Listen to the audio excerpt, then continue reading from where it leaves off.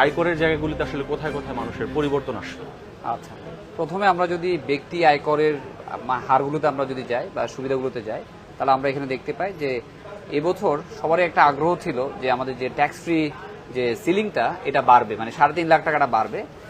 বিশেষ করে আমাদের যে ইনফ্লেশনারি অ্যাডজাস্টমেন্টসগুলো আছে, এটা হয়তো জাতীয় রাজস্ব বোর্ড বা ট্যাক্স পলিসি থেকে এখানে কোনো অ্যাডজাস্টমেন্ট পাওয়া যাবে, বাট দেখা গেছে না, এখানে 3.5 লাখ টাকাটা কিন্তু আর বাড়েনি। সো তার মানে আমাদের যে মিনিমাম যে ট্যাক্সেবল ইনকামের যে থ্রেশহোল্ড আছে, দ্যাট হ্যাজ রিমেইন আনচেঞ্জড আর কি, মানে এটা কোনো পরিবর্তন হয়নি।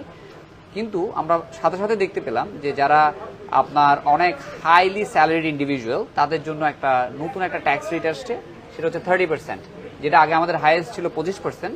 এখন যারা অনেক বেতন পায় তাদেরকে কিন্তু হাই রেটে ট্যাক্স দিতে হবে। সেই বেতনের একটু যদি আপনি একটু ভেঙে